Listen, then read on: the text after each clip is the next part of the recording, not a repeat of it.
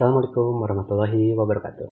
Perkenalkan, nama saya Sariful Hidayah, peserta Latsar CPNS Kabupaten Majalengka, Angkatan 10, Kelompok 2, nomor daftar hadir 32. Perkenalkan, nama saya Fadila Maulana Hafid dari instansi Dinas Kesehatan di RSUD Talaga, kelompok 2 dengan NDH 11. Assalamualaikum warahmatullahi wabarakatuh. Halo, perkenalkan nama saya Ika Rata Mustika. Saya peserta Latsar Kabupaten Majalengka tahun 2025 dari Dinas PUPR bidang sumber daya air, gelombang 4 angkatan 10 NDH 15. Perkenalkan, nama saya Meli Nur Imani dari instansi Dinas Kesehatan RSUD Talaga, kelompok 2 dengan NDH 21. Halo, perkenalkan nama saya Uli Fania Damayanti, asal instansi RSUD Cideres, NDH 37, kelompok 2. Perkenalkan, saya Tia Fitriawati dari Dinas Pekerjaan Umum dan Tata Ruang, kelompok 2 NDH 36. Assalamualaikum warahmatullahi wabarakatuh. Perkenalkan, nama saya Andika Satya Prayoga, peserta Latsar CPNS Kabupaten Majalengka tahun 2025, Angkatan 10, kelompok 2 dengan NDH 04. Kenalkan, nama saya Kevin Reski Aryadi dari instansi Dinas Kesehatan, kelompok 2 dengan nomor NDH 18. Kami dari Angkatan 10, Kelompok 2 Latsar CPNS Kabupaten Majalengka telah melakukan perjalanan observasi, mengamati denyut nilai berakhlak di 9 unit kerja yang berbeda, dari Satpol PP hingga rumah sakit, dari Dinas PUTR hingga Inspektorat. Mari kita simak praktik berakhlak terbaik dari setiap unit kerja yang berbeda ini. Mari kita simak dengan praktik nilai berakhlak. Yang pertama adalah berorientasi pelayanan. Praktik berorientasi pelayanan di instalasi SIM RS. Praktik nilai ini di unit kami memiliki dua wajah, eksternal dan internal. Secara eksternal, sistem yang kami kelola seperti sistem antrean dan pendaftaran dirancang untuk memudahkan pasien. Namun, praktik yang kami amati sehari-hari lebih banyak bersifat internal. Kami melayani pelanggan internal seperti dokter, perawat, apoteker, dan petugas administrasi. Contoh praktik terbaik yang dilakukan unit kami yang berdasarkan berorientasi pelayanan adalah ketika terjadi error pada aplikasi di loket pendaftaran, rekan saya dan saya di tim SIM RS segera merespon panggilan telepon dengan ramah dan cekatan. Kami tidak menunda-menunda waktu karena kami paham bahwa 1 menit downtime di loket berarti menambah panjang antrian pasien. Kami juga bersifat solutif, langsung datang ke lokasi atau melakukan remote di stop untuk menyelesaikan masalah secepat mungkin.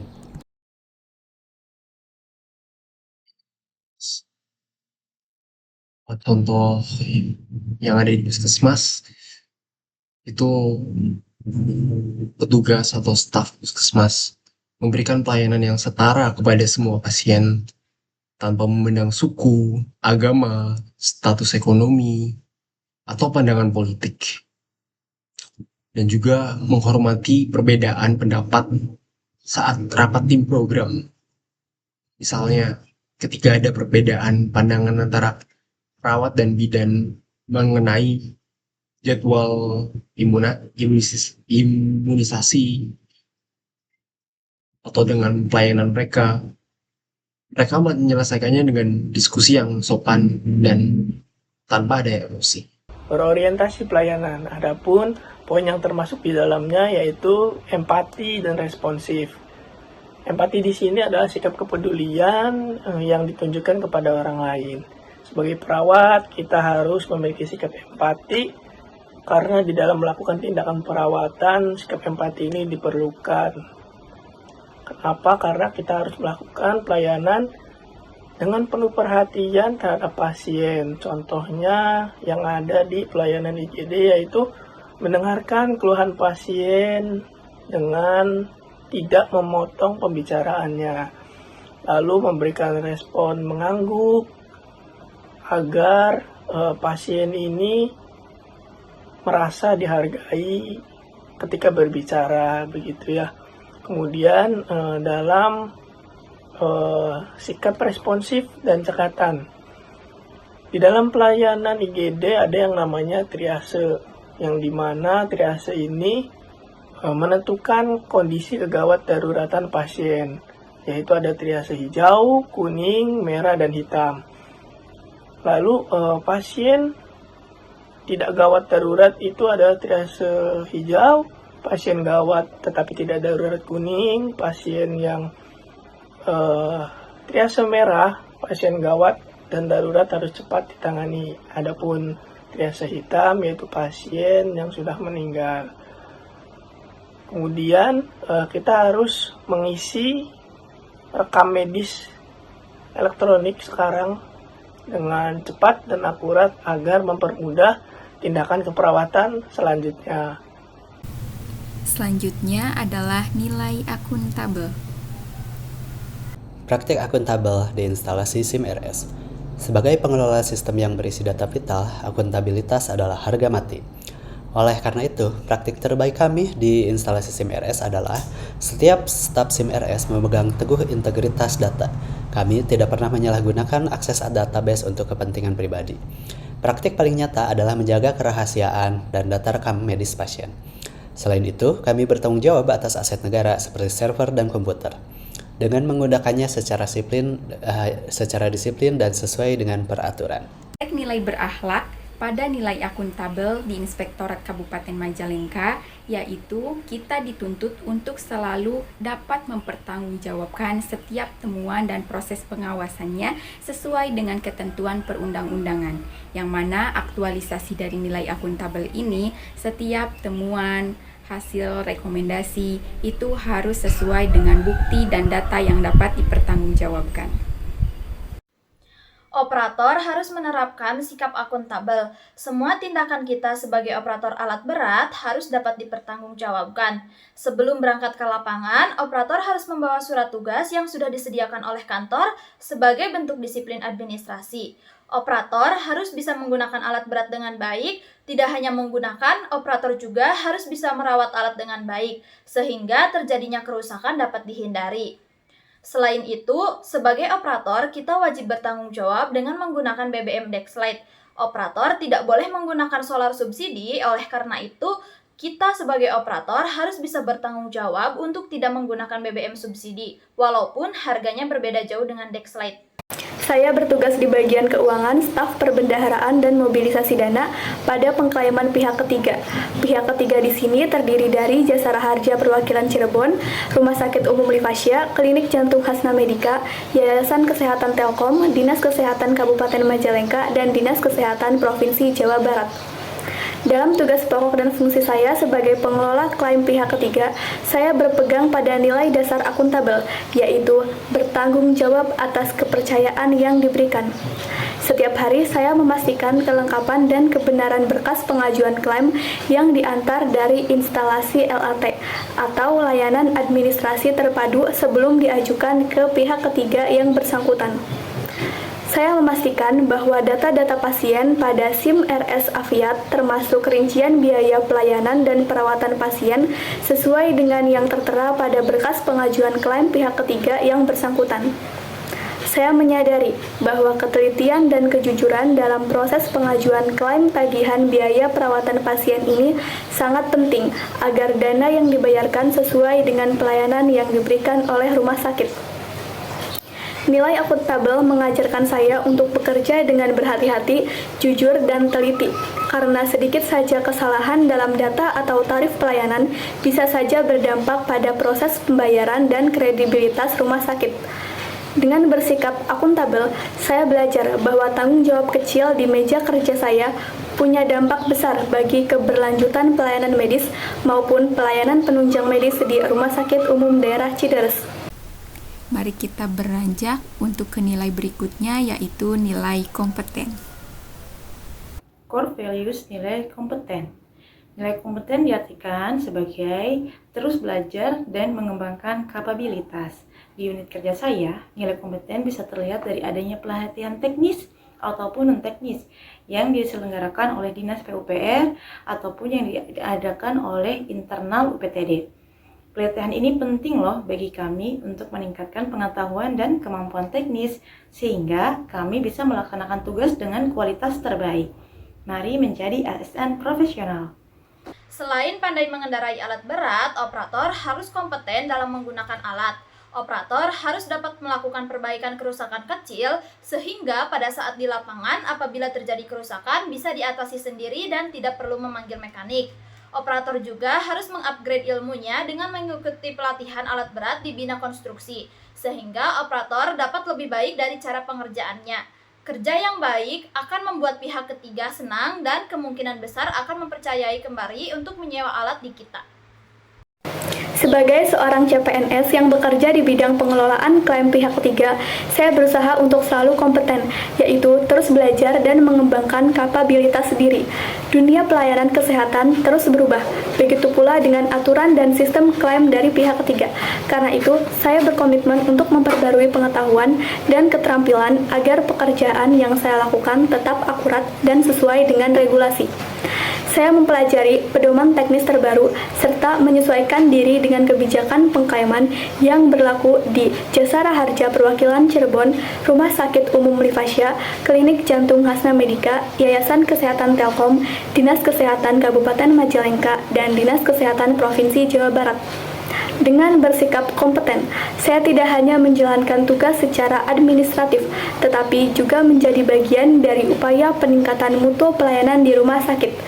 Nilai ini mengajarkan saya bahwa profesionalisme bukan muncul dari pengalaman semata, tetapi dari kemauan untuk terus belajar, memperbaiki diri, dan pantang menyerah. Saya percaya bahwa ASN yang bersikap kompeten akan mampu memberikan pelayanan yang cepat, tepat, dan dapat diandalkan oleh masyarakat. Praktik berakhlak berikutnya adalah membangun suasana harmonis. Harmonis. 1. Yaitu ketika ada salah seorang rekan kerja yang sedang sakit atau terkena musibah, maka rekan kerja yang lain akan datang untuk menjenguknya. 2. Memberikan pertolongan segera kepada orang yang membutuhkan bantuan. 3. Membantu dan memberikan motivasi kepada rekan kerja yang sedang mengalami kesulitan dalam pekerjaannya. 4. Menghormati dan menghargai rekan kerja yang berbeda kepercayaan. Adapun nilai harmonis yang terjadi di IGD pelayanan rumah sakit yaitu kerjasama antar tim medis yang melibatkan dokter, perawat, kemudian bidan, tim penunjang medis lainnya, entah itu radiografer, farmasi atau lab gitu ya. Kemudian komunikasi yang sopan dan saling menghargai, biasakan meminta tolong, mohon maaf, dan berterima kasih.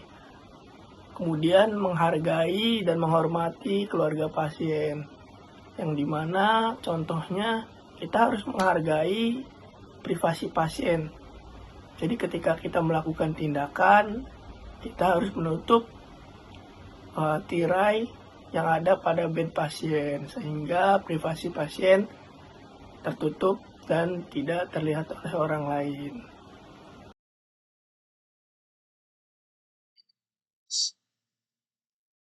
Contoh yang ada di puskesmas itu petugas atau staf puskesmas memberikan pelayanan yang setara kepada semua pasien tanpa memandang suku, agama, status ekonomi, atau pandangan politik, dan juga menghormati perbedaan pendapat saat rapat tim program. Misalnya ketika ada perbedaan pandangan antara perawat dan bidan mengenai jadwal imunisasi atau dengan pelayanan mereka menyelesaikannya dengan diskusi yang sopan dan tanpa ada emosi. Poin selanjutnya adalah menjaga loyalitas pada negara. Kolaboratif. Di antaranya yaitu yang pertama, bekerja sama dengan TNI dan Polri dalam setiap kegiatan pengamanan. 2. Bekerja sama dengan Disduk Capil dan Dinas Sosial dalam upaya penanganan ODGJ dan anak jalanan.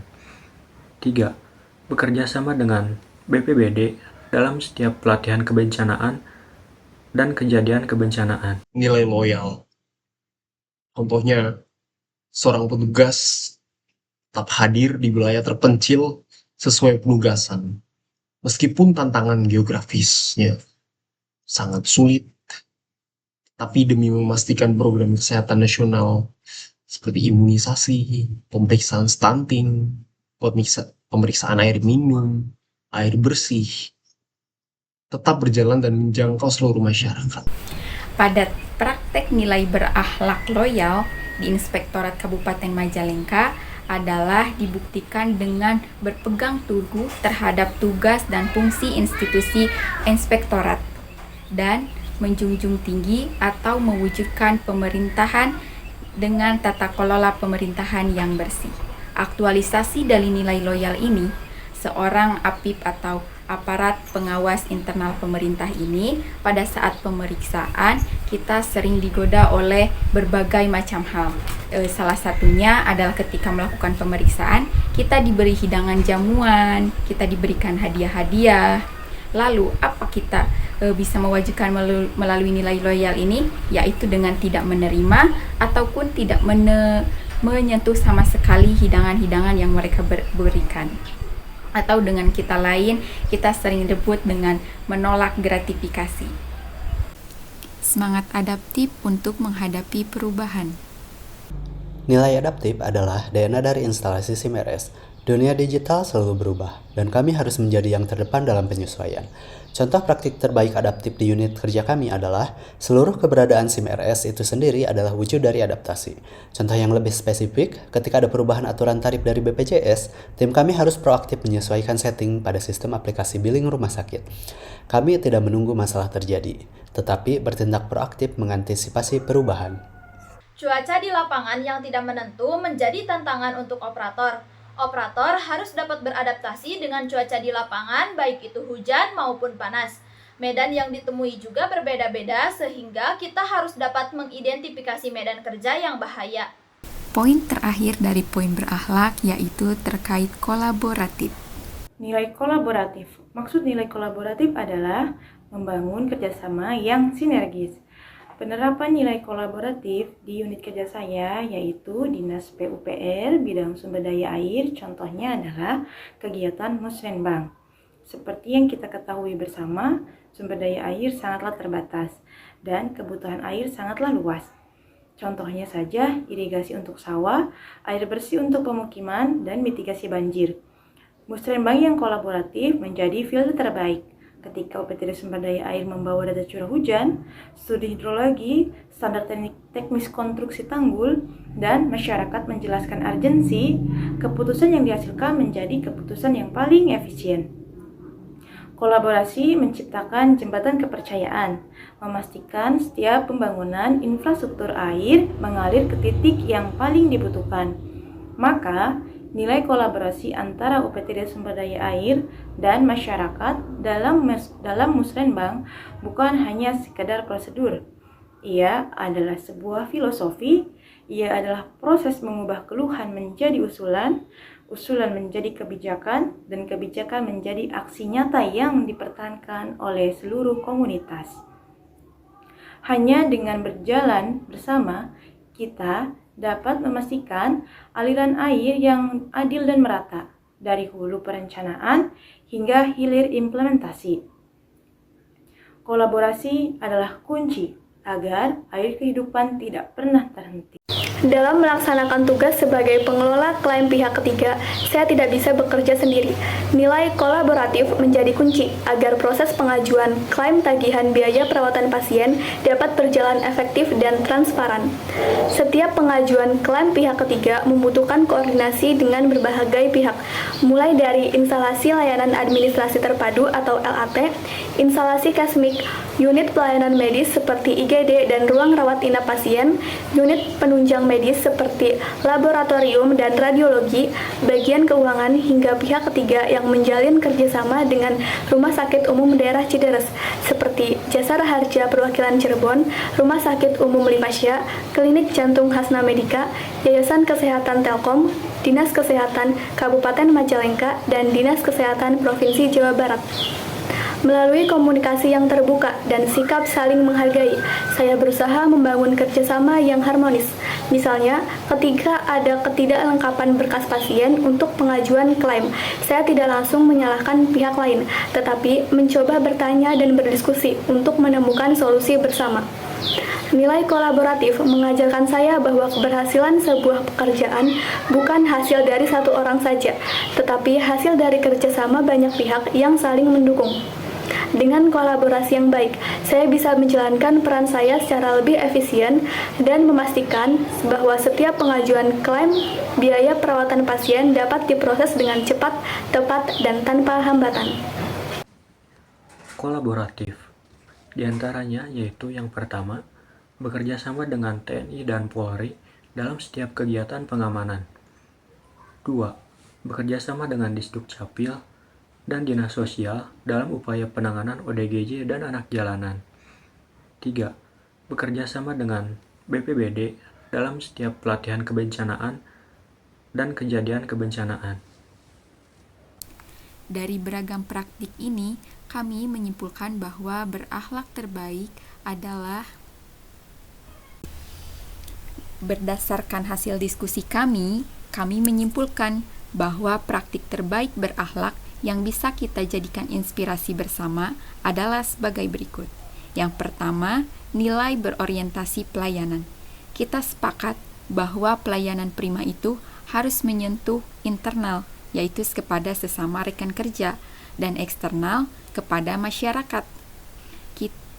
Kuncinya ada pada responsivitas, solusi, dan empati seperti di IGD maupun kesiapsiagaan di Satpol PP.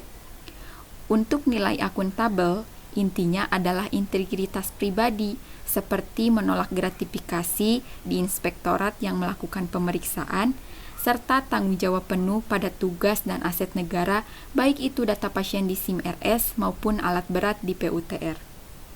Untuk nilai kompeten, kita harus punya mindset, belajar itu seumur hidup, aktif ikut pelatihan seperti di RSUD Talaga, dan jangan ragu berbagi ilmu dengan rekan kerja. Selanjutnya, untuk poin harmonis, praktik terbaiknya adalah membangun kepedulian sosial seperti di Satpol PP dan sikap saling bantu antar unit seperti di Puskesmas. Terlebih lagi untuk poin loyal, kita bisa mencontoh praktik sederhana namun bermakna seperti menyanyikan Indonesia Raya dan yang terpenting menjaga nama baik instansi serta rahasia jabatan. Poin adaptif, kita melihat bahwa ini bukan hanya soal teknologi seperti di SIM RS atau inspektorat, tapi juga kesiapan mental dan fisik menghadapi dinamika lapangan seperti di PUTR. Dan poin terakhir yakni poin kolaboratif. Contoh terbaiknya adalah sinergi yang dibangun baik dengan masyarakat seperti di UPTD SDA PUTR dengan stakeholder eksternal seperti di RSUD Cideres maupun lintas instansi seperti di Satpol PP. Semoga rangkuman ini menguatkan pemahaman kita dan menjadi bakal untuk mengaktualisasikan berakhlak di tempat kerja kita masing-masing. Terima kasih atas partisipasi aktif rekan-rekan semua. Wassalamualaikum warahmatullahi wabarakatuh.